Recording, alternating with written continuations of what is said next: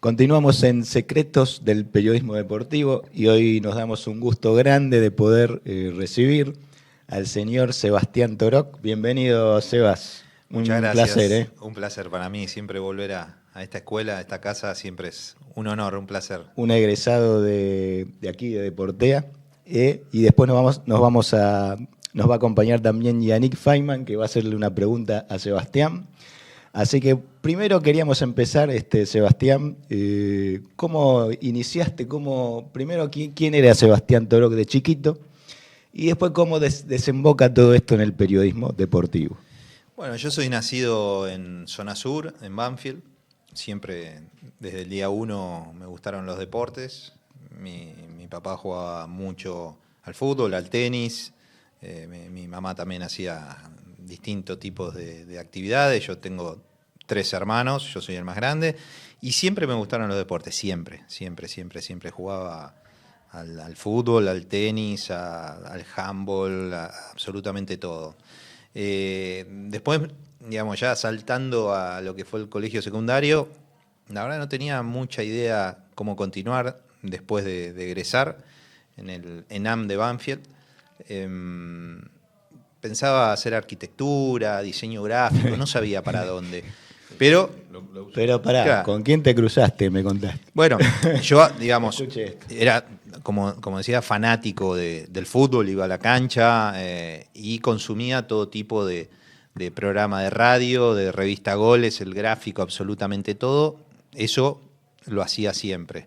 Mi abuelo me compraba en ese momento el Clarín, siempre iba, siempre leyendo todo lo vinculado al deporte. Y muy poquito tiempo antes de terminar el secundario, una compañera mía, Florencia Bramante, ella era la nieta de Osvaldo Ardizone. Y bueno, a partir de ese vínculo que yo tenía muy bueno con ella, conocí la historia de Ardizone, sus textos, sus historias, y en ese momento me acercó a Deportea. Porque recuerdo que en ese momento la escuela creo que había editado un libro de Ardizone, El hombre común, exactamente. Guillermo Gasparini. Exacto, bueno. Y conocí no solo los textos de Ardizone, sino que me acerqué aquí a la escuela y dije, no, yo quiero seguir eso, quiero seguir esa carrera. Y bueno, y así fue, así me metí en el periodismo, sobre todo por ese vínculo que yo tenía con el deporte. ¿Ya estaba el busto de Ardizone cuando llegaste?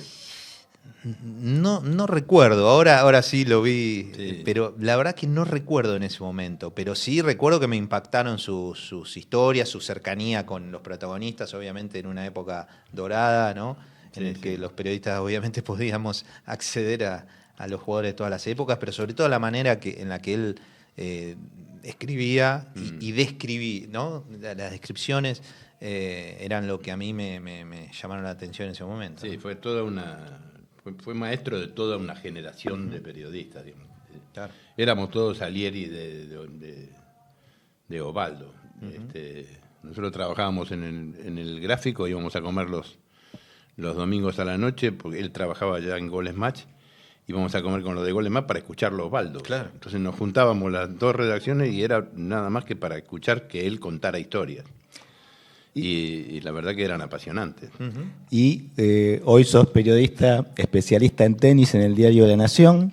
También tenés participación en ESPN, sí. Cubriendo tenis. Pero bueno, antes de llegar a eso, ¿cómo fueron los primeros años ya estudiando en Deportea y los primeros trabajos, cómo salieron, cómo aparecieron? No, bueno, sí, la verdad que yo disfruté mucho la etapa aquí en Deportea. Siempre digo, tengo grandes recuerdos, todavía con las máquinas de escribir, ¿no? O sea, pudimos vivir la máquina de escribir a la inteligencia artificial. Y bueno, con mucha expectativa a descubrir un mundo que para mí era ajeno, o sea, lo que era en sí el periodismo, ¿no? El deporte no, insisto, yo consumía todo tipo de publicación, de programa radial, de televisión. Y bueno, aquellos momentos eran de mucha chispa, ¿no? De salir a hacer notas. Me acuerdo que los profesores de aquí de la escuela nos mandaban. Así fue, no me olvido más. Tuvimos la chance de conocer a Francesco en ese momento, que recién se había retirado, o a Chilavert. Recuerdo grandes charlas con personajes que quizás no eran tan sencillos, pero que por ser nosotros estudiantes de Portea, quizás nos daban, ¿no? una apertura. Sí. ¿no? Otro tiempo. Otros tiempos totalmente. Y bueno, y en mi último año de aquí de estudio en Deportea, en el 2000, a través de un conocido, pude acercarme a la vieja redacción de La Nación, que estaba en la calle Bullar, al lado del Luna Park. Ahí conocí al que fue para mí uno de los grandes maestros, que fue Carlos Losauro. Y bueno, y eran épocas en las que se cubría todo, ¿no? O sea, hasta fútbol de ascenso, ni hablar el fútbol de primera, y también el rugby, que La Nación siempre le dio mucho interés.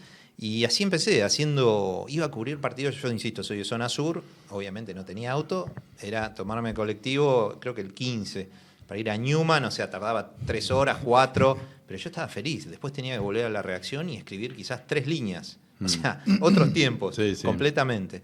Y bueno, después hice algunas notas de handball, me acuerdo mucho, y ese año, en el 2000, el Club Los Andes estaba en primera.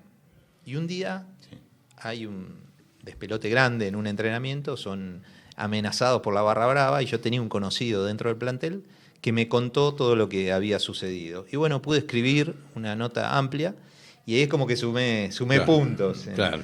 Ahí... Sí, y dijeron, bueno, La algo... violencia en el fútbol. Claro. Bueno. Cubrí los Andes en esos meses, y después ya en el 2001 arranqué cubriendo Racing. Todos recordarán que en el 2001 Racing termina saliendo campeón con Mostaza después de 35 años. Así que ese fue como un máster hacerlo para mí. Fue fantástico. Bueno, y después cubrí Boca muchos años, y hasta que me especialicé en el tenis, que era un deporte que me gustaba y que jugaba de chico. ¿Y cómo saliste del fútbol? ¿Pensaste, digo, no, acá hay mucho, en el fútbol hay mucho... Mirá, nene, yo cubrí fútbol hasta el año 2009. Ya te digo, Racing y Boca, que Boca obviamente era noticia de... ¿Cómo sigue siendo hoy? Sí. Desde las 7, 8 de la mañana hasta la medianoche. Y en un momento es como que me cansó el mundo del fútbol. Y soy un agradecido porque viajé mucho, sobre todo en Latinoamérica, en esas épocas con Boca en la Copa Libertadores o en algunas giras. Pero a mí me gustaba, tenía otras inquietudes, me gustaba mucho lo que era la historia del tenis, por haberlo jugado, y yo mientras tanto escribía en una revista de tenis que se llamaba Grip, que ya no existe, que era una muy buena revista. Y bueno, Del Potro sale campeón del US Open en el 2009, ahí hay algunos cambios en el diario, en la redacción, en deportes, y bueno, y pasé a hacer tenis. Y a partir de ahí fue en el año 2010, fui a mi primer Grand Slam en Australia, y me temblaron las piernas y dije, no quiero salir de acá nunca más. Fue como ir a Disney, era una maravilla. Encima no me olvido más, es una anécdota que siempre cuento. Llegué 2-3 días antes del arranque del torneo. Me cruzo a Federer. Enero. Me cruzo a Federer en los pasillos. Claro, yo tenía una camarita de fotos, ¿no? Y le pedí una foto, cosa que está totalmente prohibida. Él aceptó sin problemas.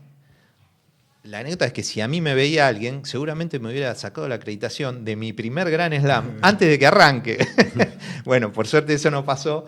Es una anécdota. Y bueno, a partir de ahí... ¿Y el tenis, vos pediste pasar al tenis o sí, se abrió una puerta? No, se abrió una puerta, y como yo ya escribía sobre tenis en otro medio... En Grip. En la revista Grip, pero bueno, la intensidad de cubrir un deporte en un diario era mucho mayor a hacerlo en una revista, ¿no? Y también la posibilidad de viajar y de tener acceso a los protagonistas y bueno. No hay muchas revistas de tenis en la historia. Había una que hacía Van der Kooi. Sí. Sí, acá en la Argentina no hubo muchas, pero las pocas que hubo fueron buenas. Fueron buenas. Esa revista Grip eran ¿Quién la dirigía? Lucas Argüelles. Lucas Argüelles. Que en realidad la revista es fundada por Gutiérrez, que es que era papá del actual entrenador de Sebastián Báez y de Francisco Comesaña, de Sebastián Gutiérrez. El papá fue el que fundó esa revista. Uh-huh. Y al tiempo, a los años, bueno, asumió la conducción Lucas Argüelles. Uh-huh. Era una revista que se hacía muy a pulmón, obviamente, no era, pero con una calidad de papel y vuelta de tuerca, ¿no? De las notas, historias, entrevistas muy, muy buena, con una calidad fotográfica también interesante. Volvamos un poquito a La Nación. ¿Cuál fue tu primera nota, de la que tengas memoria? Digo, aparte de la de los Andes. Sí. Mi primera nota fuerte que yo dije, wow, fue a Walter Gómez. A Walter Gómez. Al uruguayo Walter Gómez. Mirá. ¿Por qué a Walter Gómez? Porque Walter Gómez vivía muy cerca de mi casa, en Banfield. Uh-huh. El nieto de él era muy amigo de mi hermano. Y cuando River cumple 100 años, yo tiré la idea de juntarlo con Francescoli. Obviamente mis compañeros que cubrían River en ese momento se encargaron de gestionar a Enzo y yo de gestionar a Walter Gómez. Y bueno, y los juntamos, increíble, un momento inolvidable. Fue una de las primeras notas que hice y que fue por lo que era el personaje de Walter Gómez, ¿no? Integrante de una famosa delantera de River, Bernaza, Prada, Walter Gómez, la Bruna y Lutó. La gente ya no come por ver a Walter Gómez. Claro. ¿Y cómo se te ocurrió? ¿Quién te había tirado la idea de que está bueno juntar a personajes así o que hay que esa relación de datos es buena o que pensar ideas de notas abre puertas? Yo la verdad que siempre intenté darle una vueltita de tuerca y tener cierta creatividad. A veces salía, a veces no, pero muchas veces me parecía que era interesante y también creo que eso viendo las grandes producciones de gráfico, ¿no?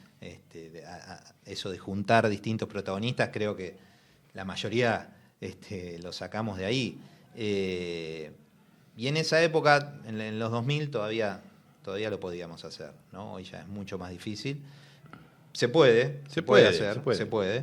Pero creo que a mí siempre me gustaba porque me parece que le daba un valor agregado. Después a los años lo hice con Rodrigo Palacio y con Guillermo Barros Esqueloto, que Rodrigo llega a Boca, se lo termina comiendo el puesto a Guillermo, y era su ídolo. Entonces me parecía buena también esa... También juntarlo. Sí, y bueno, siempre tenés que depender también un poquito de la buena además en La Nación hoy, por ejemplo, hay algunas notas que hacen varios, pero recuerdo algunas de Rodolfo Chiglianchi, que hace a viejas glorias, algo que alguna vez hizo el gráfico que es de la vida de... Totalmente, y ahora hizo Morete y ha hecho otras. Te hago un paréntesis, vos sabés que rinden, a ver, que hoy en la época del score, del famoso y bendito score, son notas que rinden mucho. Sí. Aunque sean largas, son notas que rinden mucho. Contradice la idea de que todo tiene que ser Polaroid. Pero totalmente, totalmente. Y más los sábados o los domingos, obviamente, días en los que la gente tiene un poquito más de tiempo, pero durante la semana también. Son notas que rinden muchísimo. ¿Y hacés de tenis de esas? Sí. ¿A quién hiciste? Bueno, la última de ese estilo le hice a Richard Cano, a Ricardo Cano. Bueno, de ese tipo. Bueno, recuerdo una muy impresionante que fue la revelación de Guillermo Pérez Roldán, todo lo que había pasado con su padre. Eso fue fue un realmente bombazo. Impresionante esa nota. La leí de punta a punta. Sí, eso fue durante la pandemia. Sí. No. Eso fue terrible. Yo hacía... Una denuncia prácticamente. Sí. Eso fue curioso, el detrás de escena, porque yo hacía rato que lo venía buscando Guillermo Pérez Roldán, que él estaba radicado en Chile y hacía mucho tiempo que no se sabía mucho sobre él. Y en la pandemia estábamos todos encerrados y volví a buscarlo. Él apareció, le conté mi idea mi idea inicial no era hablar demasiado sobre el padre. Todos sabíamos lo que había hecho el padre en el mundo del tenis, pero la verdad que quería saber a ver hasta dónde me decía él. No me olvido más. Tuvimos una primera entrevista por teléfono, obviamente. Charlamos como 2 horas. A las 2 horas de cortar, más o menos, yo estaba, me acuerdo, con mis hijos, qué sé yo, ya era de noche, y me escribe. Dice, mira, Sebastián, me quedó algo por decir sobre mi padre, que estuve pensando. Si querés, mañana hablamos. Yo cuando me dijo así, dije, bueno. Y al otro día hablamos, no 2, 4 horas, y durante varios días, hasta que, bueno, publicamos la charla y todo lo que él nos contó. Obviamente, yo también busqué al padre para tener su mirada, su versión. Derecho de réplica, claro. Y fue una nota que pasaron 10 días y a mí el teléfono me seguía explotando, porque obviamente Guillermo Pérez Roldán en Europa era sumamente conocido, y lo que denunció fue fuertísimo, fuertísimo. Sí, fue una nota tremenda. ¿Y qué pasa cuando uno tiene una nota de ese tipo en las manos? ¿Qué pasa por tu cabeza? Decís, ¿qué hago con esto? ¿Publico o no publico? Me imagino que te debe haber un fierro caliente, es eso, ¿no? Mirá, yo viví 3 veces, creo que de esa manera fueron 3 momentos. Cuando fue lo de Marco Trungelliti y su denuncia sobre las apuestas y los arreglos en el tenis, la de Pérez Roldán, y el reconocimiento de Mariano Puerta, que fue a los 2 meses de la de Pérez Roldán, también en pandemia, de que aquel alegato de que había tomado del vaso de la mujer en la final de Roland Garros en el doping, bueno, que era mentira. Y la verdad, creo que es el mejor momento que le puede pasar a un periodista. O sea, es un nivel de adrenalina claro. Tremendo, tremendo. Yo lo que hice en esos casos, bueno, me apoyé mucho en un gran referente y amigo, que es Alfredo Bernardi, que fue la persona que trabajó en La Nación cubriendo la Legión muchos años. Y él, hoy ya fuera del diario, bueno, en él obviamente una mirada más fría, me apoyé mucho en él, con sus consejos obviamente, y naturalmente también con mi jefe, con mis editores, pero es un momento para el periodista, es lo mejor que te puede pasar, y empezás a buscar datos y a llamar a gente, y también tenés que tener cuidado, porque no podés abrir todo el espectro antes de una publicación. ¿Y por qué crees que se abrió Pérez Roldán a contarte? Yo creo que fue un momento, fue durante la pandemia, fue un momento en el que quizás todos teníamos más tiempo de pensar ciertas cosas, que la vorágine del día a día no estaba. Y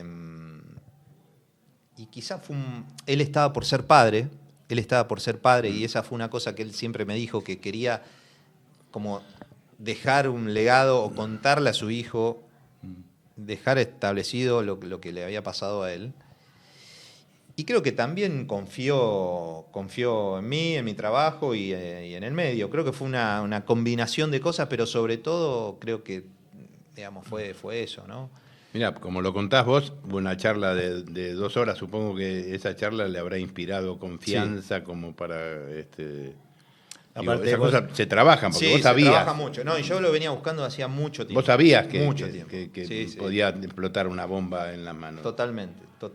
Y la verdad que si hay algo que siempre intenté hacer con los protagonistas o los entrevistados, es que lo hice siempre, es respetar el off, ¿no? Es decir, mira, vos podés contarme un montón de cosas, yo hasta donde vos me decís, y eso me dio confianza con el protagonista y cercanía con muchos protagonistas, que a mí me sirvió para entender cosas. Y aparte, en el caso de Pérez Roldán, primero habían anticipado la idea que vos tenías, sí, le comunicaste primero eso, con lo cual él también tuvo tiempo para analizarlo. Sí, es que yo no fui a hacerle una nota a Pérez Roldán para hablar directamente del padre, claro, es la verdad, y de hecho durante la primera entrevista fueron pocas las preguntas.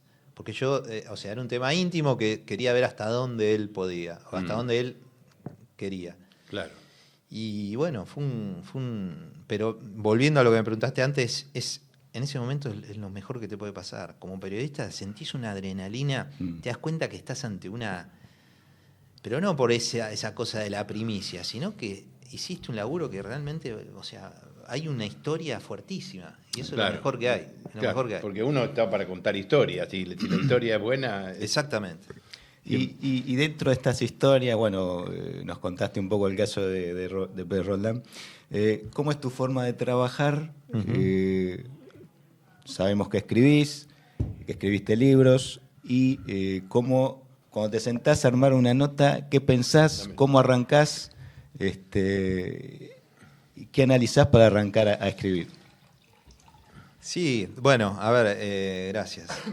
Son, digamos, cuando es una nota más producida, por decir de alguna manera, ¿no? Sí, claro, no, a eso se Claro, refiere. claro. Cuando es una nota más producida, digamos, lo que primero intento tomarme mi buen tiempo, buscar O de la misma manera que te todo habrá lo pasado periférico. cuando escribiste uno de los libros que escribiste. Claro, sí. Sí, digamos, lo que me gusta hacer, y sobre todo también para sentirme seguro yo, que eso es algo que también a veces hago, o sea, a veces no, suelo hacer en las transmisiones de ESPN cuando estoy, de tener los datos o qué sé yo, porque yo me siento más seguro. Digamos, hacer una de esas notas grandes, me gusta buscar todo Producirla la bien. periferia de la noticia o de la, digamos, porque creo que cualquier detallecito o origen del protagonista o de la acción te puede disparar algo. Eso es lo que me gusta hacer, buscar todo lo que pasa alrededor, o sea, porque quizás ahí hay un dato que te explica otra cosa, ¿no? Bueno, eso es lo que Que hayas escrito antes, que hayas escrito tanto antes, ¿facilita tu trabajo en la televisión? Sí. ¿Te das cuenta de eso? Sí, me doy cuenta. Y lo he hablado con colegas que quizás no tuvieran tanta experiencia en gráfica y te lo suelen decir, sí. Pero sobre todo también más allá de lo que es el lenguaje o a la hora de estar frente a la cámara, que no te voy a mentir, yo viniendo de la gráfica, a mí me costó y me cuesta estar en cámara. No es lo mismo. Asusta. No es lo mismo. Sí, asusta. No es lo mismo. O sea, hay otra historia Te que tiemblan obviamente- las patitas. Sí, claro, totalmente, y no tengo Sí, miedo sí. de decirlo. No, sí, aún sí. hoy. No recuerdo qué te iba a decir. Que te ayuda lo que es Sí. la escritura Sí, para después... sobre todo también a esto de estar oralmente. con los datos, de Sí, sí. saber Saber que todo el ese que bagaje juega el 140 del mundo, ¿quién es? O sea, Claro. porque vos en el diario no podés escribir, no, el 140 del mundo y nada más, o sea, y que pase. Entonces, es como que ya la gimnasia que me dio el Sí, periodismo gráfico me ayuda para todo el resto, todo el resto. Y cuando Sin duda. haces eso, ¿qué porcentaje usás de los datos que tenés, de los datos que conseguiste previamente? Bueno, creo que una buena porción. ¿Sí? Sí. Más si es una... Pero siempre sobran algunos. Sí, siempre sobran, Ah, siempre. Mejor que sobren. Sí, ojo que hay veces que tenés transmisiones de varias horas que llega un momento que no sabés que qué, no sabés, qué no más tenés más. decir. Ya Claro. no sabés qué más Sí, decir. el tenis Esa es la son realidad. partidos que pueden llegar a durar Y mucho. hay partidos que Torneos son extenuantes, Grand realmente. Slam Son muy largos. Me ha pasado de estar en un Grand Slam. Encima creo que en Australia, horarios terribles para nosotros, Madrugada. 7, 8 horas. A ver, son las menos, ¿no? Pero son transmisiones muchas veces largas. ¿Con quién relataba? Bueno, yo por lo general, la verdad que me ha tocado estar con la mayoría del plantel de ESPN, con Batata, con Daniel Orsanic, con Mariana Díaz Oliva, ellos en la función de comentarista también, con Alec Klappenbach, el del narrador, con Mariano Ryan, ahora con Lucía Rodríguez Bosch, que se sumó hace un año. Estuve con la mayoría, con Leo Lavalle. ¿Vos también. comentás y relatás? Hago las dos, sí. A mí me gusta más narrar, relatar. Pero muchas veces también el enroque hace que sea otro el narrador y yo el comentarista. ¿Y cómo fue la llegada o el ofrecimiento para a ESPN? ¿Cómo llegás? Una Bueno, vez que ya estás en La Nación. No me dio ni tiempo de pensar. Fue en el año 2018. Creo que faltaban muy poquitos días para que comience Wimbledon. Y hubo una serie de cambios en el canal. Quedaron algunos huecos y me llamaron. Me ofrecieron. Y ahí otra vez se me movió el piso, porque yo realmente había hecho radio, pero en televisión y en las grandes ligas nunca había hecho, nunca, y no es lo mismo. Y bueno, pero me fui adaptando y sigo aprendiendo, y tienen un equipo de producción que son fantásticas. Por ejemplo, Romina de Nichiro, que es egresada de acá también.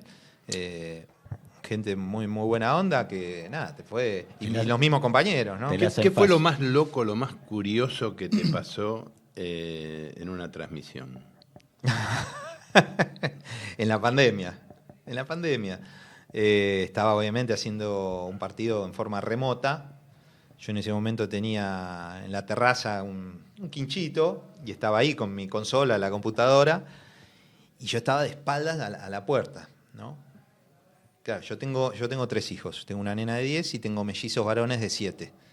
En ese momento eran, no sé, sí, ya eran chiquitos, siguen siendo chicos, pero 4. en un momento, sí, tenían 3, 4 años. Claro, hace 4 años. En un momento estaba hablando, no me acuerdo qué, y claro, yo no vi que entraron los mellizos en la transmisión y bueno, por suerte pude mutear enseguida. Creo que algo salió al aire, pero bueno. ¿Y un papá, no sé qué dijeron, te acordás? No, un papá, algo así. O después, bueno, la verdad que uno trata también más allá de la seriedad, obviamente, de divertirse. Bueno, con Batata también nos reímos muchas veces en los cortes, pero son amenas. La verdad que ahora es totalmente distinto a lo que es lo gráfico, ¿no? ¿Y qué te pasa cuando metes un furcio, cuando te das cuenta que... Para mí la clave es seguir. Es seguir. A ¿Te ver, pasó? no está mal decir perdón. Sí, Es sí. más, digo, es así. No es que podés todo el tiempo, el 100%, no decir un error. O sea, te Sí. puede pasar. Sí. Lo importante es darte cuenta, es no repetirlo, o no dar por sentado un dato que quizás lo escuchaste en algún lugar. Andá, chequealo. O sea, es así lo que dijo, que si gana hoy, termina el año como número 1 del mundo. Bueno, fíjate. Pero sí, obviamente no te sentís bien, te sentís mal cuando la pifias. Y sí. Muy mal te sentís. Y Pero bueno, bueno, capaz que le escuchó poca gente y listo. O Sí, no, pero- o te escriben en redes sociales hoy. Pero lo que, en definitiva, lo que más importa de todo es uno mismo. Digamos, Sí, que sí, cuando uno comete un error, te tiene que doler. Totalmente. Te tiene que doler, te tenés que dar cuenta y te tiene que doler y tenés que tratar de que no se repita, vuelva claro. a suceder. Digo, Pero no es lindo para nada. No, hay que seguir para adelante, porque no podés quedarte con el error, porque... No, porque sigue, el partido sigue o la transmisión Claro. sigue y vos tenés que continuar, ¿no? Sí, sí. Y en cuanto a los medios, ¿qué es lo que consumís? ¿Cómo te informás? ¿Qué escuchás? ¿Qué lees? ¿Qué ves? Recomendanos páginas que digan, alumnos, vayan A a ver, buscar... Acá tenemos a uno Sí. que le podés recomendar muchas cosas. Mi gimnasia inalterable cada vez que arranca el día, bueno, empiezo a ver los portales de los medios de acá de Argentina, leo mucho más La Nación probablemente que otros. Después me gusta mucho bucear en 3, 4 medios de afuera, que hoy con el traductor es mucho más fácil. Sí. Me gusta ir al Equipo porque es la excelencia de periodismo deportivo, por la cantidad de periodistas que tienen y por los focos de las notas que tienen y los recursos que tienen, obviamente. Voy al Equipo, voy a la Gaceta de los Sport, voy al Guardian de Londres, me gusta leer a Marca de España o El País. Eso es algo que lo hago todos los días. Me encanta ver, porque sacás buenas ideas, comparás, aprendés. Eso es algo que me parece que es clave y que está bueno ver qué pasa en el mundo, ¿no? Después escucho, cuando estoy en el auto, generalmente radio AM, soy un enfermo de la radio AM, la consumo muchísimo. ¿Y qué escuchás? Bueno, a mí me gusta mucho el rock nacional, me gusta también el rock internacional. ¿En qué escuchás de radio AM? ¿Me decís? Sí. Bueno, escucho La Red, escucho Mitre, escucho La Mega, FM. Eso por lo general voy de una a la otra o escucho música. Me gusta mucho el rock nacional. Pero bueno, generalmente me informo de esa manera, y Twitter, haciendo el feed, pasándole el filtro, yo creo que sigue siendo una fuente muy interesante de información. Me parece muy, muy interesante, pasándole el filtro y obviamente dándote cuenta que te puede ser productivo y que no. Pero por lo general esas son mis ¿Tenés fuentes. Instagram? Sí, tengo Instagram, tengo Twitter, y estoy en Twitter generalmente casi todo el día lo consumo. Quizás no publicando tanto, pero sí mirando, o en Instagram también. Bueno, sí, son por lo general las dos redes sociales ¿Y páginas de tenis, que uso. de páginas de tenis ¿qué recomendás? Al que le gusta el tenis, ¿qué páginas internacionales tiene? O nacionales. Más que páginas, te puedo recomendar quizás periodistas. O periodistas, sí. Hay un periodista que se llama Christopher Clarey, que es para mí el número uno de Christopher Clarey. Christopher Clarey es estadounidense, trabajó muchos años en el New York Times, habla español, vivió una época en Argentina. Es el número uno, la manera en la que escribe es deliciosa, fantástica, con información. Él escribió ya 2 biografías, una de Federer y una sobre Nadal, que la recibí hace poquito tiempo, la compré, y es un crack. Él se fue del New York Times ya hace un tiempo y tiene su propio sitio. Si te gusta el tenis y el periodismo deportivo y de tenis, Christopher Clarey es el número uno. .com. No sé cómo es la web, pero en redes sociales... Sí, bueno, lo googleás y lo encontrás. Sí. Después hay un periodista que se llama Alejandro Siriza, que es el que escribe en El País de España. Viste, los que escriben en El País, la mayoría son escritores. Claro. Escribe excelente, los textos de Alejandro Siriza son también una Yo delicia. lo leía a Santiago Segurola en fútbol. Exactamente. Antes en tenis estaba Juan José Mateo, que escribía muy bien. Alejandro Siriza tomó la posta de él y también muy interesante. Bueno, y obviamente... Piezas literarias más que no. Sí, fantásticos. Y después también L'Equipe, ¿no? L'Equipe tiene periodistas muy buenos que cubren tenis. Muy bueno. Eso, digamos, a nivel internacional. Si me preguntás de los que escriben acá en el país, hay 2 periodistas que son jóvenes, uno con más experiencia que el otro, que yo los respeto mucho y que me parecen que tienen una vuelta de tuerca y una mirada un poco más profunda, que son Pablo Amalfitano de Página 12 y del Gráfico, y más joven, Gonzalo Ferreira, que trabaja en BA Tenis, y también tiene mucha actividad en lo que es Twitter. Son dos periodistas que los respeto, obviamente. Después ya hay más periodistas, ¿no? Pero bueno, yo te menciono los que quizás más... consumís vos. Sí, y sobre todo de prensa escrita, ¿no? Sí. Pero hay muy de televisión y radio, ¿quiénes te gustan? Bueno, a ver...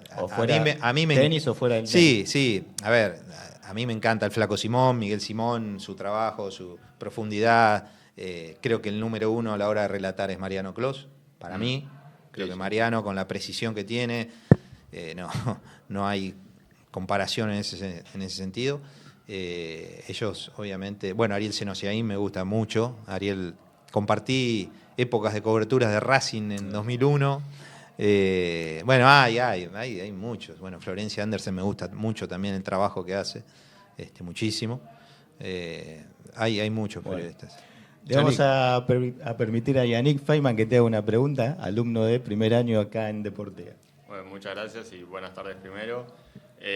Yo quería más que una pregunta, era pedir un consejo, que es el cómo arrancar o cómo se puede uno meter en este mundo del periodismo, y también más que nada en el tenis, tratar de cómo meterse en el mundo del tenis.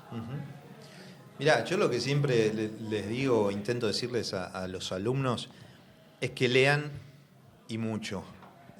Y no solo, por ejemplo, en este caso de tenis, sino que de abrir la mente, ¿no? Del mundo del polideportivo y de otros temas que no estén vinculados al deporte. O sea, siempre es muy importante estar informado, saber qué es lo que pasa en el mundo, saber, porque si vos después le vas a hacer una entrevista a un jugador de, no sé, no es lo mismo entrevistar al monegasco Ballerot que ganó el otro día en Shanghái, alguien de Mónaco que puede tener ciertas facilidades o costumbres, que hacerle una nota a Djokovic, que es serbio y que vivió los bombardeos de la OTAN, ¿no? O sea, me parece que es muy importante saber qué es lo que pasa en el mundo y conocer el contexto del protagonista o del equipo. Eso por un lado, me parece que es clave leer y nutrirse desde ese lado. Y después, vinculado a lo que es el tenis, bueno, va más o menos de la misma manera, ¿no? Es tratar de poner la lupa en lo que pasa, no solo dentro de la cancha, que obviamente ahí te dan muchas historias, pero sino también lo que pasa afuera. A ver, he tenido la chance de hacer notas sobre apuestas y arreglo de partidos, los abusos, los doping, o sea, tenés que mirar todo lo que pasa en el deporte que elijas, ¿no? Me parece que es importante. Y en cuanto te decía también él, Yannick, la posibilidad laboral, poder insertarse, ¿cómo es esa búsqueda? Bueno, para los más jóvenes. Eso creo que va más allá del tenis en sí, ¿no? A ver, yo la verdad que no sé puntualmente cómo se manejan hoy tanto los medios en ese sentido a la hora de tomar gente, pero creo que siempre es interesante tener, al menos para iniciar, yo también lo he hecho, como un proyecto propio, y a partir de ahí tratar de salir a la cancha y tocar puertas, hacer llamados, tratar de conocer gente, tratar de ir a los torneos, a los eventos, porque ahí en ese cara a cara es donde está precisamente eso, ¿no? La algo posibilidad, claro, sí. o sea, no tener vergüenza de escribir o no sé, o presentarte, y siempre con respeto. Me parece que esa es la mejor manera, ¿no? Supongo que también, y atendiendo al interés que manifestaba Yannick, supongo que hay que ponerse a pensar qué es lo que no hay. Uh-huh. Sí. Qué cosa, es interesante, qué cosa sí. tengo yo de interesante para decir, ¿no? Totalmente, sí, totalmente. Yo lo que creo que en el qué es lo que no hay, creo que siempre es interesante darle una vueltita de tuerca a las historias, ¿no? Tratar de profundizar en los temas. Me parece que hoy, con todo tan rápido y los 240 caracteres y qué sé yo, es como que se ve cada vez, no sé si menos de esa Sí. ¿El mundo del tenis es tan cerrado como el del fútbol, como para acceder a los protagonistas? No. Yo hace años que dejé de trabajar en el mundo del fútbol, pero sé obviamente que es cada vez más complejo, ¿no? Yo me acuerdo que teníamos acceso al menos al estacionamiento de los jugadores de Boca y podíamos charlar con ellos. Claro. Sé que hoy es... Bueno, en el mundo del tenis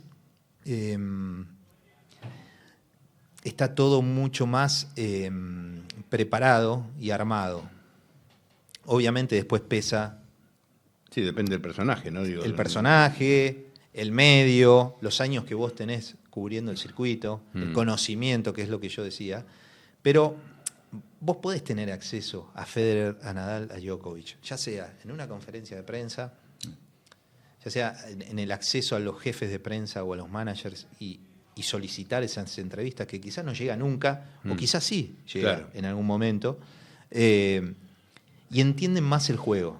Entienden muchísimo más el juego, de lo que es el trabajo de la prensa, de los sponsors, de los fanáticos.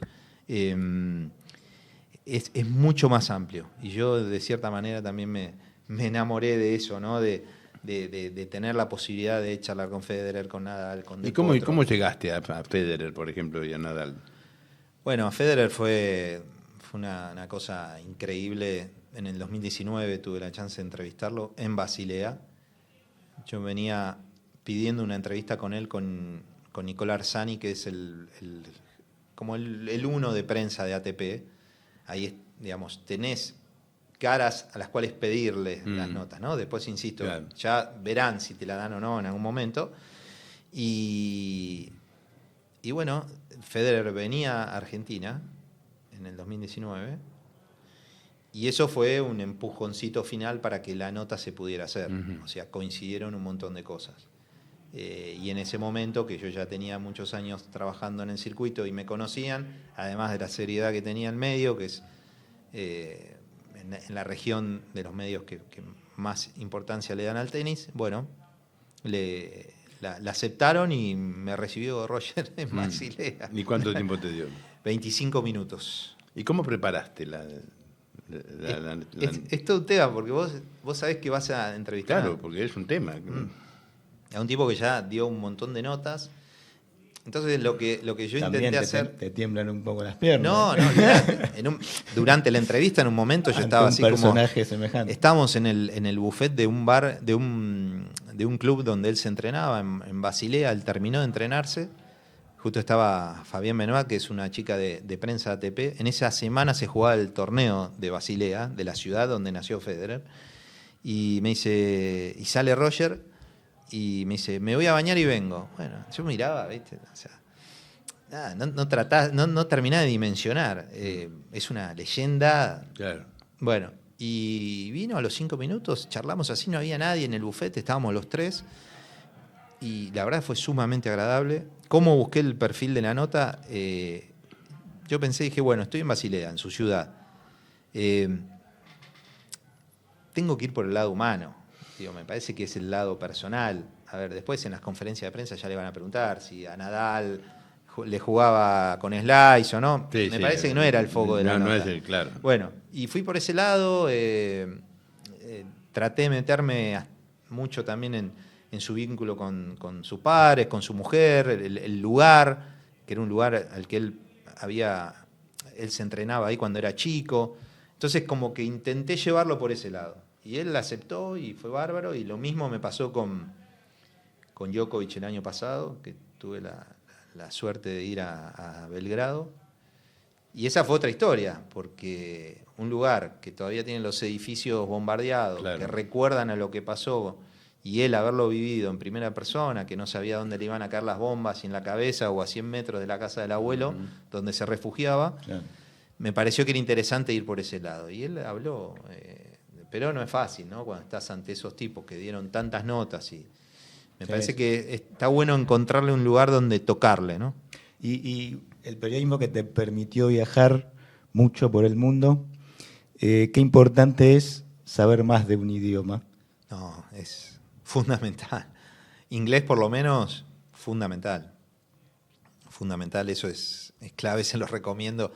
Yo la verdad que no hablo perfecto inglés, no voy a decir que... Pero a los chicos, Es por un favor... arma laboral importantísimo. Olvídate. No. Es importantísimo, es clave. ¿Estudiaste de chiquito? Es clave. Sí, estudié en la escuela, después uno va... Claro. Pero sí. Es importantísimo, ¿no? Sí. Uno no siempre se va a encontrar con un Djokovic que habla Español. no solo español, habla todos los idiomas. 6 idiomas. Es increíble. Pero bueno, son casos Sí, especiales que Federer Pero no sí, yo la verdad que les recomiendo que Sí. si tienen que estudiar algo por fuera, es el idioma, sin duda. Sí. ¿Y qué te parece, cómo ves esto del periodismo en algunos programas, ya esa identificación de algunos periodistas con clubes o con entidades o con cierto... ¿Es una deformación del periodismo un poco?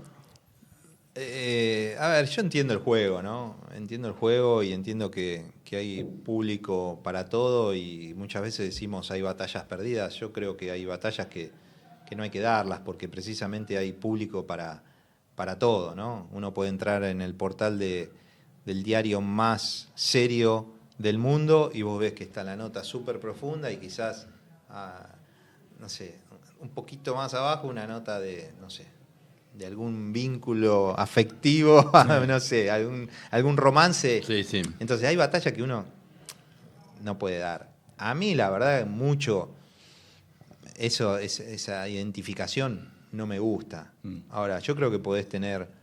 Es parte del juego y lo entiendo y me parece que también hay que tomarlo con pinzas, ¿no? Y hay que saber también uno, como de quién viene, qué dice cada cosa, ¿no? me da la sensación. ¿Tenés la fantasía de salir de los medios y tener tener un medio propio, un espacio propio, un lugar de difusión que te saque de los medios? Sí, lo he pensado, pero más que nada en formato de algún portal Eso. Sí, o de algún streaming o algo, algún espacio propio. Sí, lo he evaluado. Lo he evaluado. Algunas ideas se me han presentado también, pero por ahora no lo hice. Digo esto en función de que los medios están muy precarizados. Sí, y sí, que, sí. No, Sí. no es como en otro tiempo. No, Se paga obviamente, mal. Obviamente. Yo la verdad que tengo la suerte de trabajar en 2 pesos pesados y uno siempre es agradecido a eso, como La Nación y ESPN, pero sí, está claro que no son tiempos para nada sencillos para todos los rubros y para los medios sobre todo, y siempre es una, como le decía también a Yannick, me parece que siempre es una buena opción la de dar el puntapié inicial. En este caso no sería el puntapié inicial, pero sí por fuera, ¿no? ¿Cuántas horas por día trabajas? Estoy conectado todo el día. Sí. Todo el día. O sea, no todo el día, pero es imposible que no estés todo el tiempo con la cabeza de periodista. Es imposible. O estás viendo, o estás cenando y ves algo y quizás te despierta una... Claro. O un insulto o una idea. Sí. Digo, es muy difícil. Sí, o vas a ver una película o vas caminando por la calle. En todos lados hay ideas de nota. Estamos un poco locos los periodistas. Sí, ¿no? sí. O estás, no sé, caminando y ves un momento y decís, qué buena foto sería esa. Claro, si no te importa nada, si no te importara Exactamente. nada todo eso... Totalmente. no- Y yo creo que eso me lo dio también lo que fue el criarme en una vieja redacción, ¿no? Que tenía mucho de eso de la bohemia, de la pasión por la escritura y no sé, pero puntualmente, no sé, depende del día, qué sé yo, puede haber días que trabajo 5 horas y días que trabajo 12, 8, Sí, pero 9. Pero estoy todo todo el tiempo, es claro. imposible no desconectarse, es muy difícil, Sí, solo sí. en vacaciones y hasta ahí nomás. Yo creo que estamos llegando al cierre y viene el momento en que Adrián te va a preguntar... Uy, qué miedo. No te va a preguntar tu primera vez ni ninguna cosa de esa como... Bueno, pará, antes de la pregunta, hiciste 3 libros. Sí. ¿Y se viene alguno cuarto? ¿Hay ideas por ahí? Hay una idea, pero todavía ¿Vinculado al tenis? es una idea, ¿Vinculado al tenis? vinculado al tenis. Bien. ¿Y cuáles son los 3 libros? Bueno, el primer libro que escribí fue el de Juan Martín del Potro, El Milagro del Potro. Para ese libro hice 70 entrevistas, construí, digamos, el rompecabezas a partir de las entrevistas. Siempre fue un personaje que me parecía muy, muy atractivo, muy interesante, él con todos sus misterios también, y bueno, lo que le pasó de estar lesionado tanto tiempo y ese regreso increíble. Después escribí junto a él, el de Del Potro no fue biografía oficial, sí escribí junto a él el de Gustavo Fernández, el mejor tenista adaptado de la historia de nuestro país y todavía hoy un referente, número 3 del mundo, una gran historia. Y bueno, son 2 libros y medio en realidad, porque el de Del Potro, vos te referís al Del Potro en inglés. Sí. Bueno, ese tiene un capítulo más. Participaste. Sí. O sea, es el libro, el inicial en inglés, que se sumó un capítulo más. También se tradujo al rumano, que en Rumania es un país con mucha tradición de tenis, ¿no? Con Ion Tiriac y compañía, fue una locura. Esos son los libros. Y del próximo no puedes adelantar nada. Algo Es dijo que va a ser de tenis. tengo una idea, pero no me falta tiempo. Bueno, Pero lo voy a presentar, si se hace, Lo vas a presentar acá. lo voy a presentar acá. Muy bien. Y finalmente, para cerrar, bueno, ¿qué recomendaciones o qué decálogo armarías para los futuros periodistas? ¿Qué bases tendrían que cumplir o no dejar pasar por alto? Un decálogo es mucho por ahí. No, Algunas, 2, 3 ideas. 2, 3 o sea, ideas. yo creo que sobre todo que defiendan y sostengan su credibilidad. la credibilidad es lo más valioso que puedes tener. Mm. Una vez que perdiste la credibilidad, y es difícil volver. Creo que me parece que eso es muy importante, a todo nivel. Desde el trato con un protagonista, un dirigente y un compañero de redacción. A nivel persona. Sí, totalmente. Saber respetar al otro, ser profundo en los temas, ser profundo, no enamorarte de los personajes, como decía Carlos Losauro, mi jefe, nene, no te enamoré de los personajes, me decía Losa. Tenés que ser profundo, tenés que ir. Y obviamente dar la oportunidad a todos de lo que estás investigando o por escribir, pero no tenés que casarte con nadie. Ser honesto, obviamente, y leer mucho. De leer de todo. De todo, absolutamente de todo. Muchas gracias, Sebastián. Un placer. Gracias, muchas gracias. Muchas gracias a ustedes. Muy bueno.